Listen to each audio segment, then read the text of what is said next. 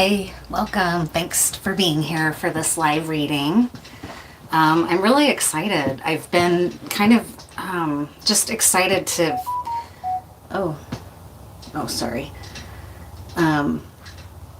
to hear some and receive some kind of developments. Just my own intuition, my own spiritual work, and my own process with all of this, right?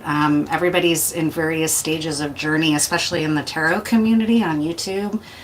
And I feel like through this eclipse, I've just had a lot of really cool intuitions and awarenesses come to me personally for my own work. And it's been really gratifying. So I'm excited to go into it for this, because particularly for this reading, after I did I did a water scrying video for the Obsidian Mirror podcast. It's also on the Timeless playlist on this channel. It's just only a couple videos back. It's got a picture of my cast iron Dutch oven, aka cauldron, right? And I did water gazing into it, and some really, really vivid imagery came through that I didn't quite have the language for. I'm just going to go ahead and get started and get into it. This is a channeled message for someone. And initially, I saw two different images that I then went on in my research to realize, oh, wow, those are Bhoota. Those are ghosts or spirits that I saw. And the more work I was doing around it, the more I started grasping, like, this is a message for somebody from one of their passed on loved ones. So I'm very honored to deliver this message. And also, what I want to say straight off is that lineage, okay, this was Southeast Asian imagery from Bali and from other parts of Southeast Asia, including Myanmar. And I very much honor the fact that that is not my tradition or lineage. I'm not a trained shaman in any of those lineages, okay? I think the reason that I was honored with this visit is because it's probably a perfect combination of the fact that I'm open to the spirit world like this. I probably have, via some degrees of separation, a way to get this message to the person it's intended for. And my recommendation is not that you just take what I'm saying and, oh, wow, you know, I'm now going to, like, whoever this is for, my recommendation ultimately is that you go to a Balinese or wherever you are, that you go to somebody specific who's trained in that kind of shamanism to help this Bhoota spirit, because it's requesting help. It's not malevolent. I just want to say that. It's like a restless spirit that needs some help crossing over, was the message that I got. And the way that I would be understanding of that was through doing research today, and I made these connections with the way that he showed himself to me was like a Balinese Bhoota, and I posted that in the community tab, an image of it, because as soon as I saw it, I was like, oh my gosh, that's what I saw in the water gaze. And so I don't know that he's necessarily in that form as much as it was made so that I would be able to understand what I was seeing and be able to pass this information on. And I think partly the reason that I'm able to pass this on as well is because from childhood, I've had a very important calling for my own work and my own life, regardless of whether I, go on to what I do with it. The main way that I've worked with it is to work in hospice as a social worker and help ease the dying process for the living, right? So I'm very open to that world, and oftentimes my clients would be sharing with me in very vulnerable moments, like, I saw my crossed over loved one, they were sitting on the edge of my bed, or they came to me in a dream and said that they're waiting for me. And those messages bring people a lot of comfort, and I'm very open to that world. And the more I do this work and develop my own crown and third eye abilities, the more it's coming through now. So I think the reason that this came through is not because I'm trying to appropriate shamanism of Southeast Asia or Bali, and by any means. I very much respect that I'm not a shaman trained in that methodology, right? But I do mirror scrying, which is a common thread. And I care very much about helping the dying, and I respect the spirits of the dead and the ancestors. So someone who watches my channel or sees this at some point is going to know who this is for, or else it's specifically for them that sees this. And I just hope that it reaches you. And, oh, nice. Hi. Hi there. Nice to see you. I'm not the greatest at attending to the chat, but I see that someone's in the chat. So thank you, Jace, for being here. So, this message came through again for somebody, and it's a crossed over loved one. It's somebody's son that needs to hear this message. And so I got a couple different names that came through with it.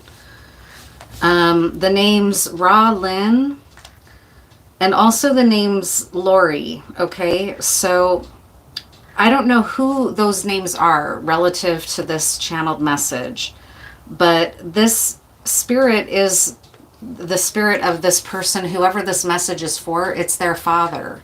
So their father is in a restless state. He's okay, but he's close, and he wants me to convey this, so I'm going to, and I'm just going with it because it's not for my ego to try to shut me down and not do this. This isn't my business to try to control. It's my business to convey this message. Okay, so this is the first time I've done this, so you can tell I'm probably a little bit nervous, but it's out of respect for this kind of a process.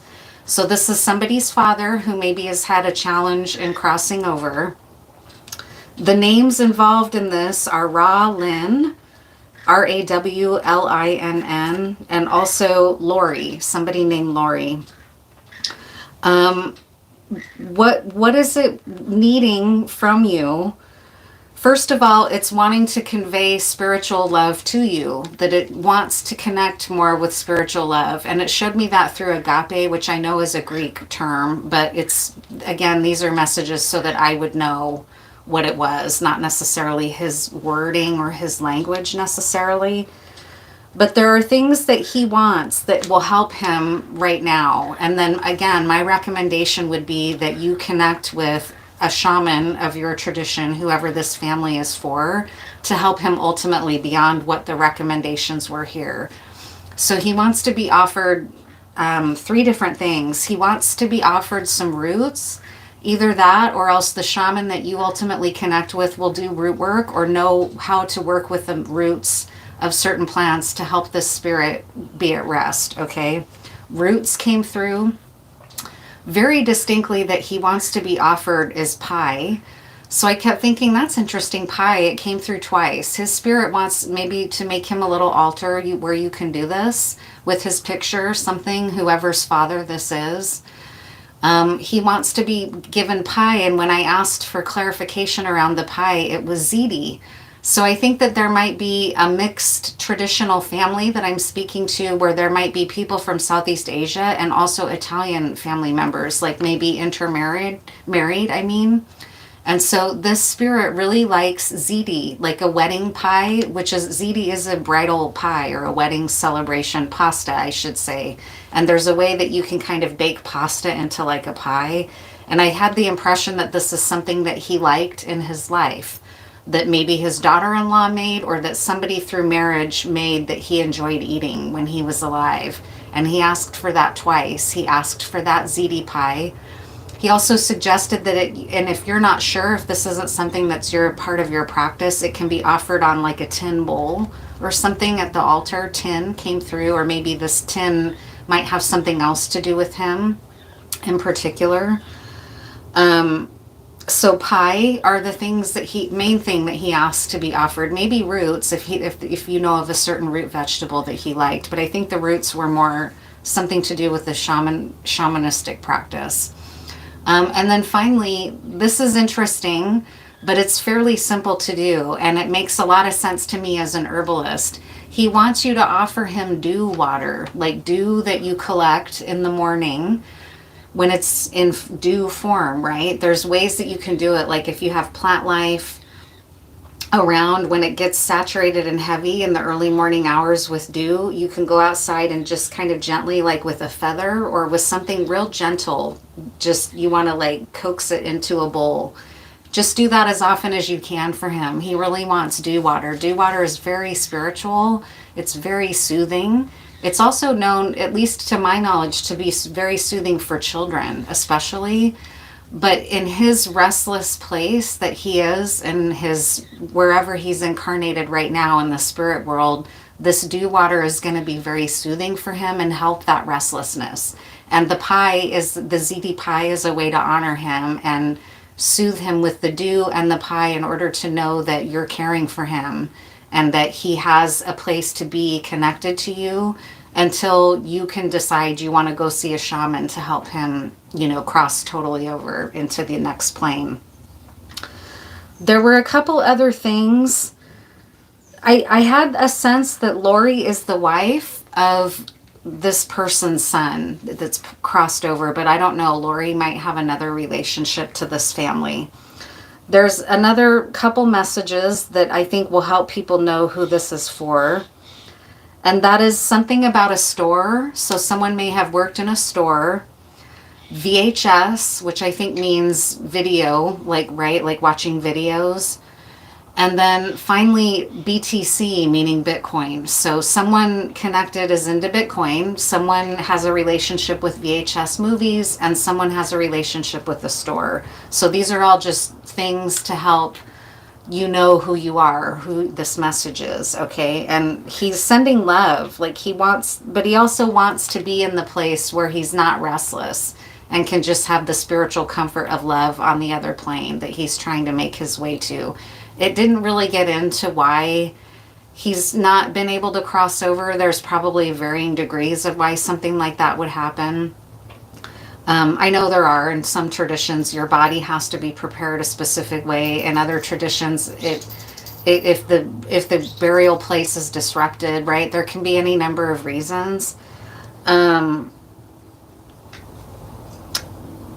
final thing that I said, is there anything else that you want me to do or convey about this message? And it was that we are real, we are energy. So it's a confirmation because somebody in this family, maybe even the son or somebody else in the family who's going to be the first one to hear this, or a friend or whatever by association, may be skeptical of this. And so the only other thing that it wanted me to convey is we are real, we are ki, or we are chi, we are energy, right? So he's real. He's key. He's here. He's present. He's in energetic form and he's real. He doesn't want to be dismissed because he's got this restless experience that he's having. So again, I just really want to convey my respect for the spirit in this dad to somebody. I know that it would really mean a lot to me if I heard something like this about my own dad. I would be like, oh my God, I want to do whatever he's asking, right? So don't worry so much. There was another little side thing that I thought, well, he might also have just been somebody that likes Mountain Dew. But I don't think so. I don't think that's what that was. Because the very first, and he asked for dew twice, and it was dew. It wasn't Mountain Dew, right? There wasn't any, it was dew. And dew water has very soothing spiritual properties, right? It's used in magic workings in a lot of parts of the world, right? So that's all. That's it from that message. And I just wanted to also talk about the fact that there are Bhoota spirits that are considered like trickster or malevolent ghosts, right? That's not, again, what this was. But Bhoota have been coming through a lot for me. The way that it first came through when I was first kind of learning about it was through the shamanism of the Philippines. And so this was not quite that, though. It wasn't these sort of trickster, malevolent type spirits. The other thing, though, that was coming through in the same divination session that I did was spirit spouses and spirit twins that people who are esoteric practitioners can develop really deep relationships with, and they act like guides for you. In some traditions, the belief is that everyone has a spirit twin or a spirit spouse. In other traditions, not so much. It's just for someone who's doing this kind of work, like divination work and plant healing and shamanism, right? And so it's a concept that means something to me personally. I personally feel I have a spirit twin.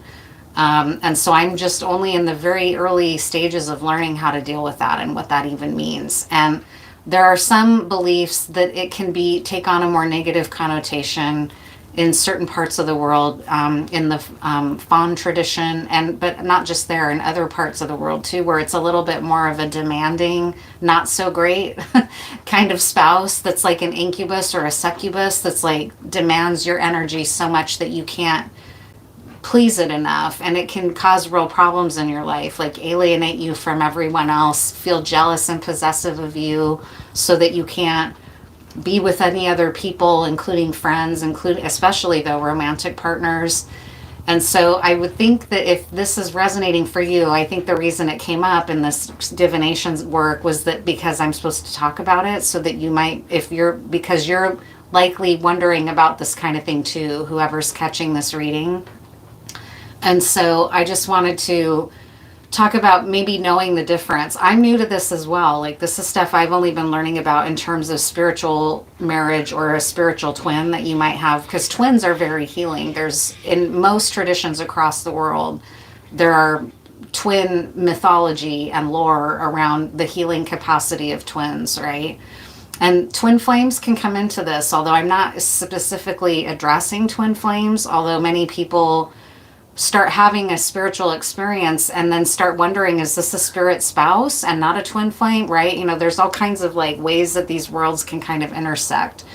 So if you feel like it's an incubus or a succubus, that might not be ideal, and you might want to go see a practitioner like a shaman to help you know what to do, because those entities can be very demanding and maybe not so great for you and can even harm your health. The one that I've kind of been feeling in my own life is friendly and just wants to help me grow in my practice. The very first evidence I ever saw of this guide in particular was finding a Mercury dime.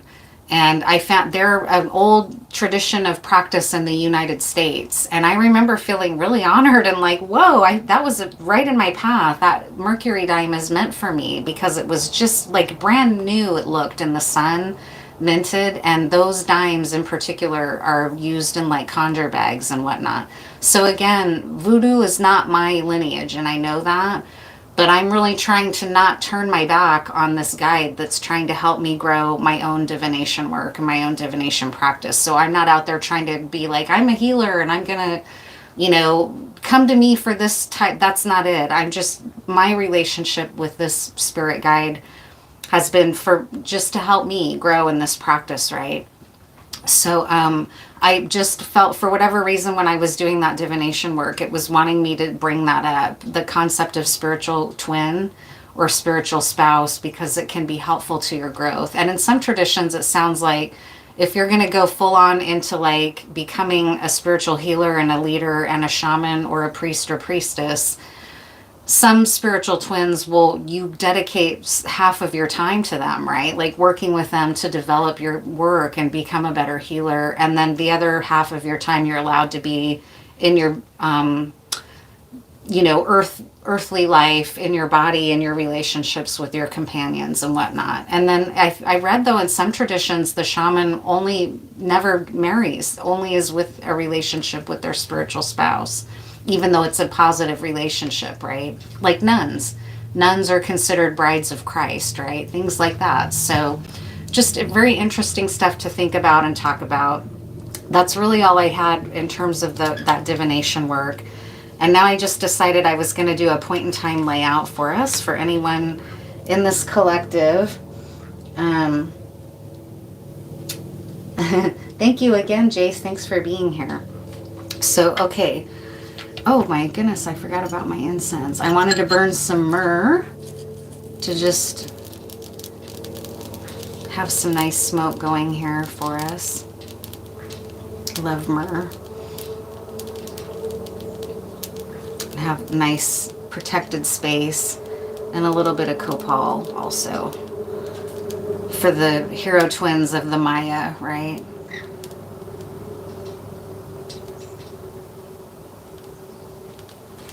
Cool. So let's just do a point in time reading. What's going to be important for the folks in this collective to know right now? this point in time.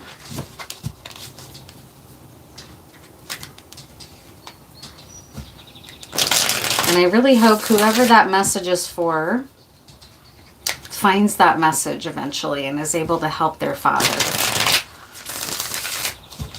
Maybe I'll do a community post too where I just give a heads up, because I don't know how much, yeah, I don't know. I just feel a responsibility to this man, this passed over man who needs some help from his loved ones. He's not suffering, he's just restless, right? He's in a restless state. He needs some help.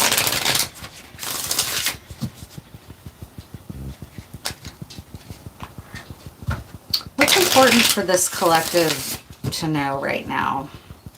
We just came through the first quarter moon in Leo, and now we're headed towards the full moon.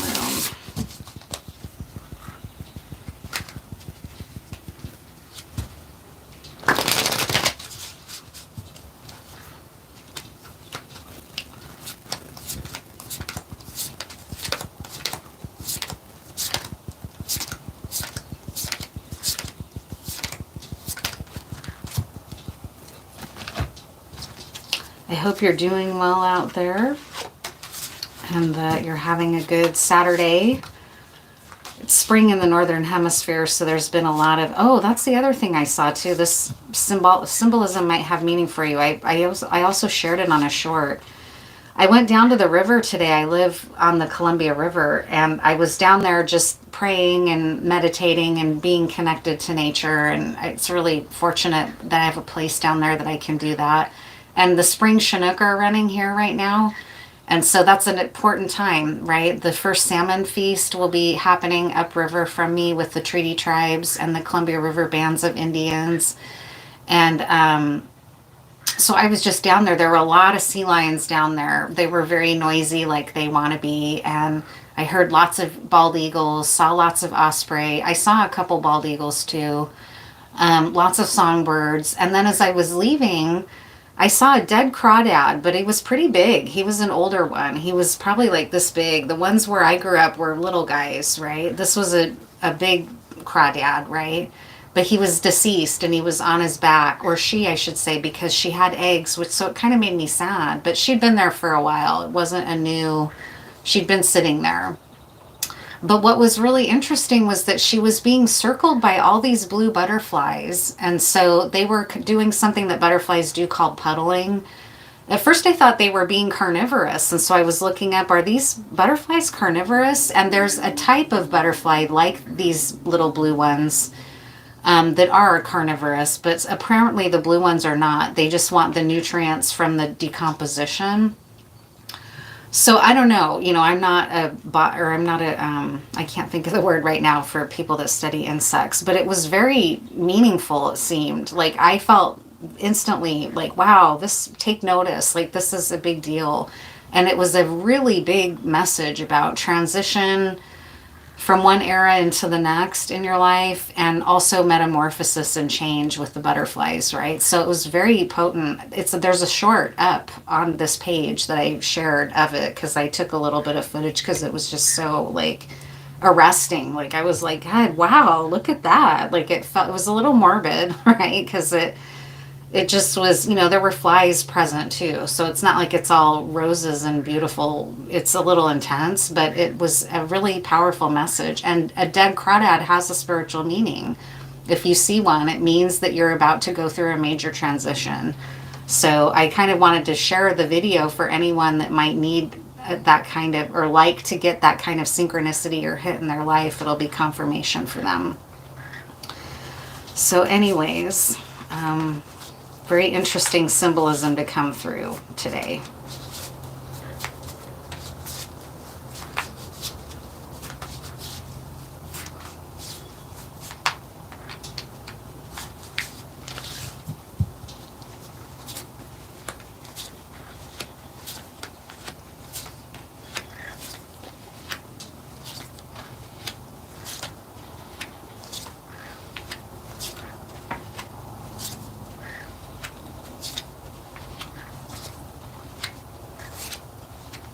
Wow. This is looking like a love reading here.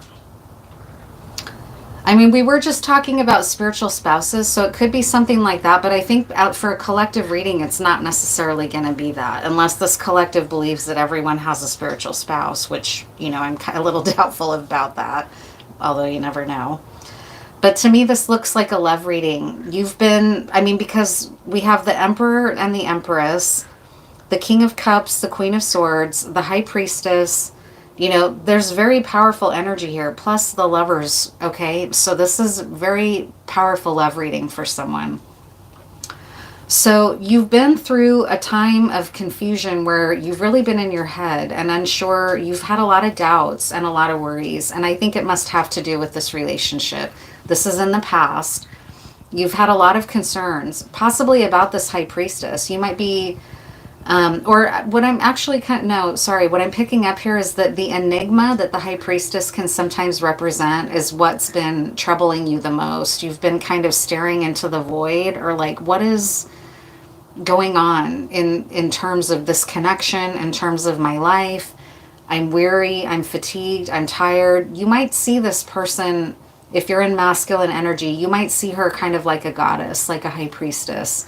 That's coming through. But really, I'm also seeing that just the conundrum or the mystery of the relationship has been really exhausting. And currently you went through, or recently you went through a phase of like real concern and worry about it. You also just faced a tower. Like something might have happened in your life that has turned everything upside down, to the point that it's really got you worried, not just about the relationship, but possibly just about your overall stability, okay? Your overall feeling of security in the world. But it strikes me as being around this Empress, because to you, this feels like a very divine connection with the Emperor, Empress, and the Lovers card here. So this again, okay, so this could be like a twin flame situation. And if you're on a twin flame journey, you know, and are well acquainted probably with the distress that it can cause in your life. It creates multiple towers in your life, right? Like if you meet someone and you connect with them on that kind of soul recognition level, part of the process for most people going through that is that their whole life becomes turned upside down in a way. They get catalyzed into a spiritual awakening. They start having to go through like people will change their careers, people will change their whole family situations. It just can really wreak havoc in a positive way for your spiritual growth, but it feels really scary at times and also really exhausting. And while you may have felt like this person in your life is a goddess, kind of what's coming through is you've also wondered at points if she's a demon, okay, because the impact in your world has been so profound. And if we were speaking about incubus and succubus, there might have been times, and this is understandable given the potency of the way that this kind of relationship can come into your life. It can feel like it's taken you over. Like when you first start going through it, you feel like, am I obsessed? Like I've never been like this. Like why am I literally can't stop thinking about this person, or I can't stop fantasizing about them. Like, are they possessing me? Like, it's normal to kind of go through those.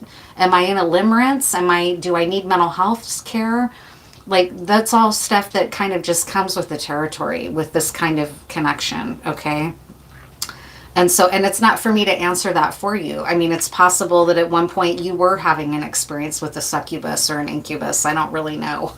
Okay, but here what's striking me is that this person has had a very powerful impact in your life to the point that it's brought you a tower where just everything feels like your previous foundation has crumbled. And you're now working towards this Empress, okay, and towards a union with her. That's clear here with this Eight of Pentacles. The Empress and the Emperor here in this situation and in this connection are both working towards a union. You also may show up in the world like a Queen of Swords and a King of Cups. These could also be other parties, but a King of Cups is someone who's like, yeah, I am in love. I'm in my feelings. I feel very, very deeply, but they're not necessarily expressing it. A Queen of Swords is someone who's very discerning and has really intense boundaries. So if that's you as a couple, while you might be like sort of divine counterparts, like in an Emperor-Empress status, you're also kind of in your human lives going through like this uncertain period, but you're working towards coming together is the impression that I have. Now here we are at the point in time that we are, this moment where we're doing this reading. Just beyond this point in time is the Lovers card. So it strikes me as the fact that you've both gotten comfortable with being in your own energy, being, wait a minute, I'm not, there's a lot of upheaval going on because there's the Lovers card, the Nine of Pentacles, which is a card of individuality. It's not necessarily a card of being a part of a couple. It's usually strikes to someone being single. But there's also the Sun card, which is a super joyous union with the Lovers card. Like, that's very happy. You want to see the Sun and the Lovers together. That's very encouraging. But there's also a Seven of Wands. So it's a card of, okay, yeah, sorry. I was reading this as a Five of Pentacles, but it's not. It's a Seven of Wands. I don't know where Five of Pentacles came from. I think in this deck, the Five of Pentacles looks a little bit like the Seven of Wands. So what's interesting is that somebody in this equation, and I think it's this Queen of Swords, set a very hard boundary and said, I'm not going to just because you're my emperor or empress, whoever's in the feminine and the masculine, it's more of an energetic pull, right?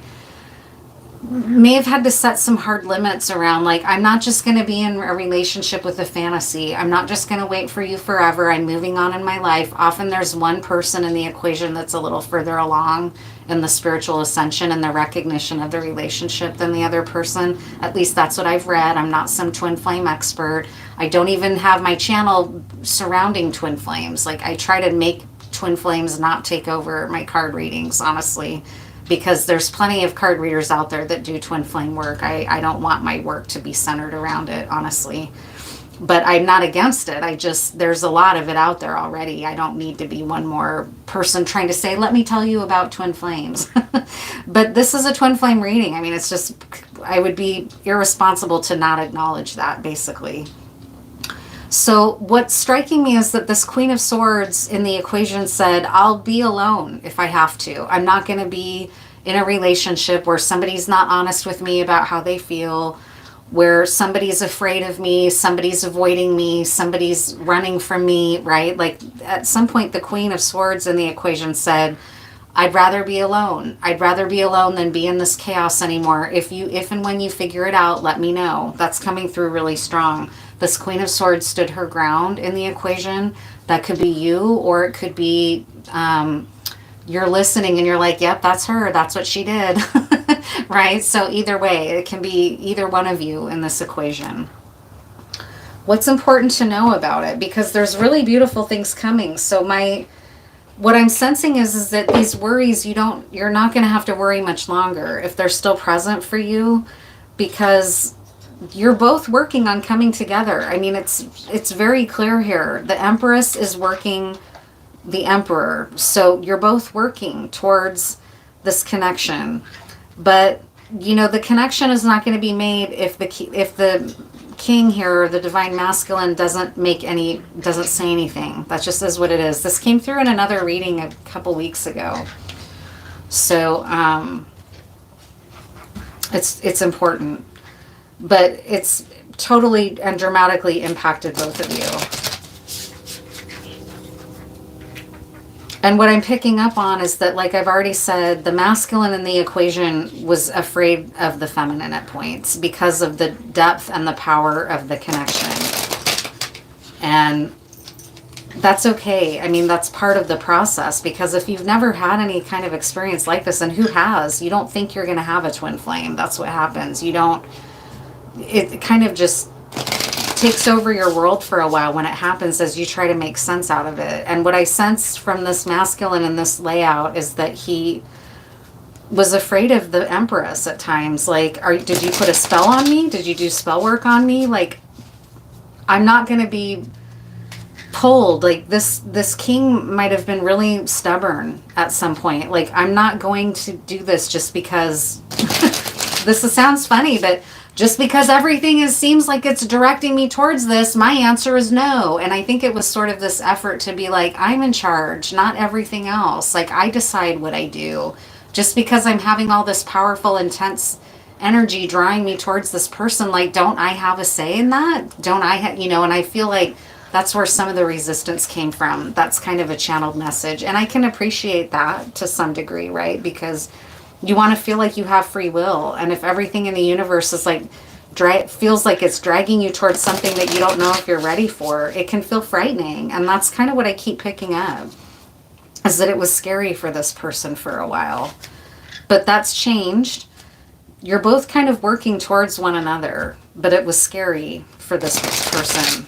That's not to say it wasn't scary for the Queen as well. And that's why the Queen, maybe this Queen of Swords, a Queen of Swords can be kind of harsh, right? So she might have said some harsh truths that were a little bit scary as well, right? Like that were sort of intimidating, or like, stop fucking with me, or you know what I mean? Like there might have been some harsh words exchanged here. And a King of Cups is not going to be super eager to try to initiate a conversation. He's already kind of still waters run deep and stoic, even though there's a lot going on under the surface, right? And so if this Queen was kind of harsh with her words or her boundaries, that's stuff that can be worked through. And it's saying here that it is going to be worked through. But this Queen stood her ground. And it's saying she might do that again. She might end up standing her ground about something again. I'm like, I don't want half measures. I don't want I don't know. Let's see. What is this?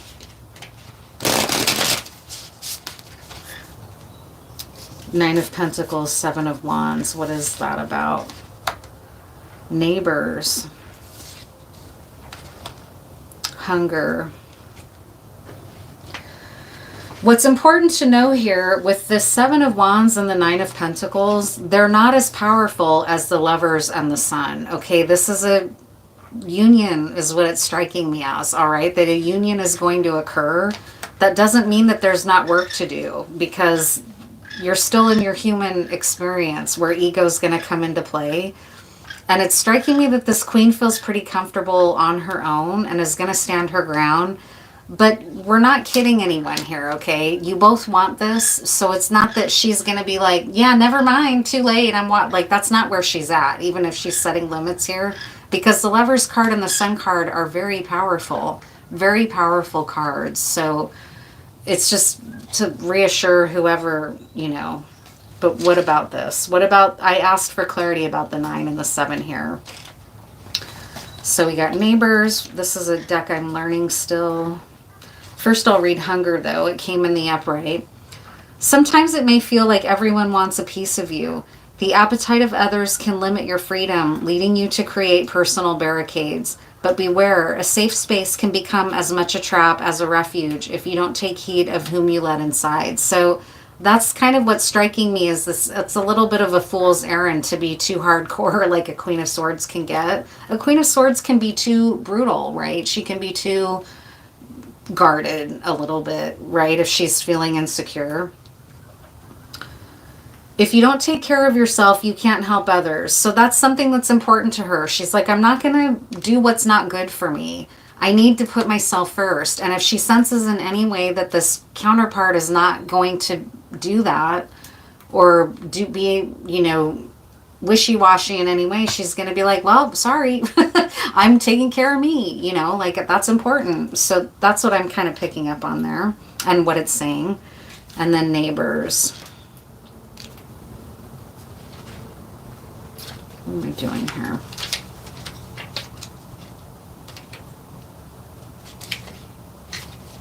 Oh my God, Rosemary's Baby. I haven't seen that movie in a long time. In the upright. How well do we really know our neighbors or flatmates or coworkers? And how much do they know about us? Is it possible that they see us playing a role in the design of their lives of which we're unaware? Are there secret ambitions born of our deception or ignorance? Trust your senses. You can tell a lot about someone by looking into their eyes. This is no dream. There really is a plot afoot. So there might be, with this Tower and with these worries and with this High Priestess, maybe there was another party or other influences here that have been in the way That could be. Let's see about that. And that's par for the course with this whole experience, because it means such a shock to your lives that often the people around you, you lose a lot of relationships if you decide to take up the journey, right? A lot of people don't come with you. So there very well may have been people that really were not in favor of this and actively fighting against it. Karmic relationships, right? Were there karmic relationships here, like in Rosemary's Baby, that were ultimately not positive influences? Is that what some of this is about? In the background, what was that?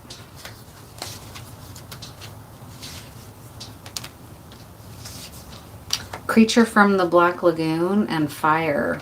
This is coming through like fire magic. Fire magic has been coming through a lot. Someone might have been doing fire magic. I'm going to read the cards too, but it's from Frankenstein, the monster, right?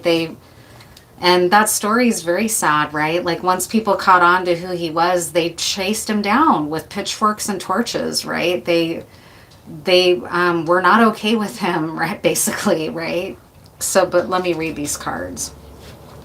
Water and fire, though, that's interesting. I didn't even pick up on that until just now. That's also been coming through a lot in my readings, the elements of fire and water, and they're being up against one another.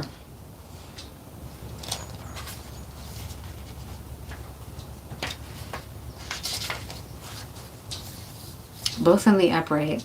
Are people intruding on your personal space like an invasive species? Well, there you go. There were other influences and other parties involved that were making this a very difficult journey for both of you.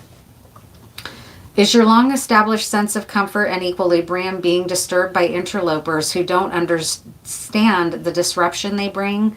Thriving in your own environment can depend on being able to ignore distractions, even enticing ones, that risk muddying the home waters. Focus on your established routines. Well, that's part of the work that started happening here, that you both have arrived at, is that you've both started working on your personal situation and leaving these folks to worry about their own shit, basically, okay? It's none of their business, right? And it can, people, I mean, I don't mean to be harsh. You know, you want to be gentle or tender with people who might be being hurt or whose own lives might be disrupted by this, but at some point you don't live for other people, right? So what about fire now?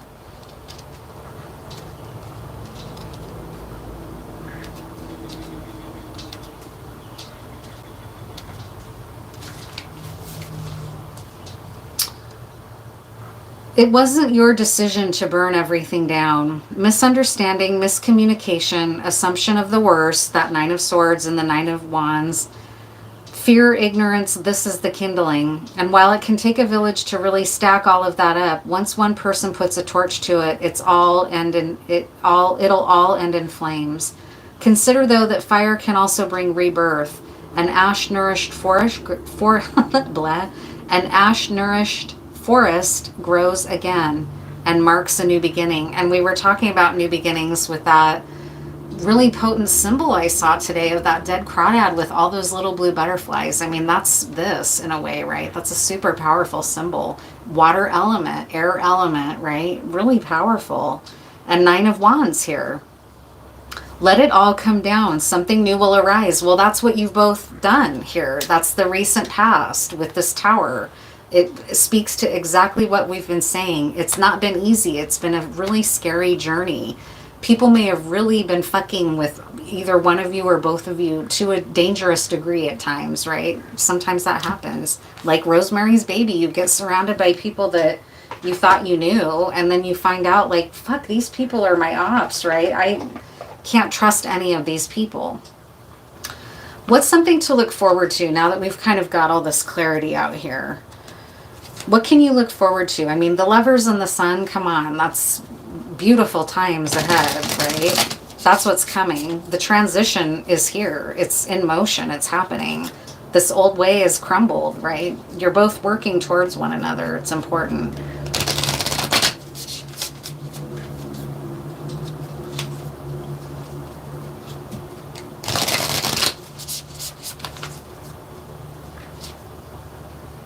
Believe at the split. So there you go. Believe that this is happening. This card reading can be major confirmation for you that it is happening, right? Let's celebrate with some more nice smoke here. A little bit of acacia too for the privacy of the relationship. Acacia is a good plant incense for that very thing.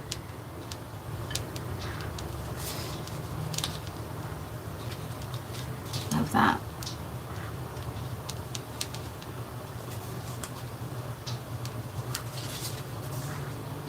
Strength, yeah. And that's the signature of this deck. It's like the Ace of Swords, kind of. The strength of Archangel Michael is behind you, right? You have the strength and the power and the clarity to know that this is true. Just believe that it's happening. It is happening. I mean, this isn't some way distant future, I don't think, but let me pull. I'm doubtful because I asked for a point in time for right now. I'll see if it'll give any kind of time, though. Why not? Sometimes they will. Oops. Well, what was this? This is a strange... Chop wood. Do the work. You both are doing the work. You don't need me to tell you that. You're already doing the work. Oops. God, these are all messed up here. Is there any kind of time? Or what is this? What is this Lovers and Sun card looking like here? You're both doing the work. You're both willing to do the work. So that's a really positive sign. It's not one person carrying the responsibility for the whole thing.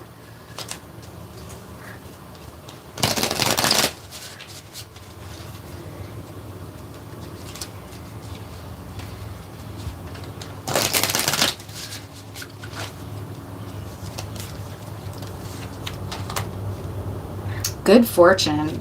Yeah, I mean, straight up, the Sun and the Lovers is, I'm telling you, that's really good fortune. That's really, really good fortune. This card isn't one of the ones in this deck that has a time frame on it, but it's very beautiful. And one of the central images here is a cup or a grail with a little bit of garnish on it. So that's speaking to me kind of intuitively about you having some fun together, like going on a trip together, and enjoying just some of the pleasures of life, right, together. That's really positive. Good fortune. I love this image. As she's living it up. She's partying in a good way. Abracadabra. Is that what that says in that pyramid? I can't see. I don't have the right light in here to be able to see that. Sorry, I don't want to get distracted by that. Energy. Yeah, it's not going to give me the timeline, but it's like there's energy in motion and good fortune and the Lovers and the Sun. It's all coming, right? It's all happening. It's in motion. You're both doing the work, so you have no reason to worry. The worries about this are in the past right now. That's important to know. So I'm going to go ahead and wrap up this reading. I'll just pull maybe one final message here from her deck, from Colette Baron Reed. What's a final message to know about this? And while I'm all set up, I'm going to go ahead and do another video and upload that'll probably be available tomorrow. But yeah, I'm glad, and it's kind of cool to have this come out as a love reading. I wasn't expecting it. Definitely a twin flame or, you know, deep soul bond kind of relationship for sure.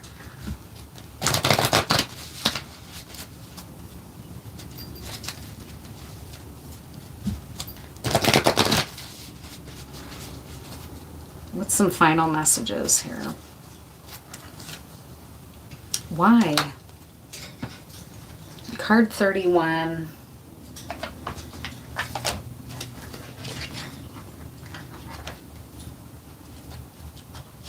Oops, what am I doing? I was looking at page numbers.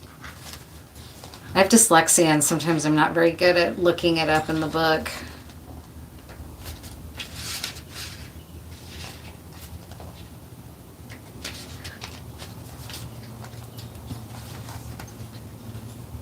There is great power in understanding your motives right now.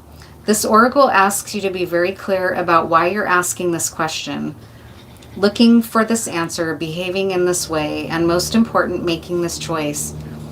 Knowing your why is the key to fulfillment. When you are clear about it, your intention will then be a magnet for miracles. Motives define the nature of your experience. When you think about something, feel it, and then act on it. This invisible why is the life force energy within the seed, which brings it to life and holds the potential for growth. And we have that energy card right here. So there's a lot of energy being directed this way. And as long as you're clear about your motives and why you're doing what you're doing and making the certain moves that you're making, it's going to improve everything, right? We don't always know why we engage in our relationships in the way we do, mostly because our feelings aren't always logical. Now is the time to recognize whether you are being triggered by someone else or if your behavior is motivated by unresolved issues in the past. When you ask yourself, why am I feeling like this? And why did I say that? And spend some time in introspection, the answers may be surprising. Listen to the messages from your intuition, from the knowing deep within you. What does it tell you about yourself and others? In the end, life is all about being loved. Miracles and a deep understanding of your needs and how to get them met are the buried treasures of the why. Uncover them by posing the most powerful question you can ask yourself and your partner today. Why? So that strikes me as kind of an answer to some of these questions about the Nine of Pentacles and the Seven of Wands, right? Like the Queen of Swords probably needs to be asking herself, does my guard really need to be this up at this point? And the King of Cups might be like, you know, maybe I need to lower my shields around my heart a little bit and go out on a limb. So asking yourselves those kinds of questions will help you in the work of coming together for this joyful, I mean, you can't stop it. You're probably not going to be able to stop it, right? Destiny and fate might do things to kind of bring you together as well that are out of your own hands. And you can do your best work by preparing to understand your own motives, right? So I guess that's it for this live reading. I hope it reaches the people that it's meant for. And thank you again so much for tuning in. I really appreciate it. And I will see you in the next one.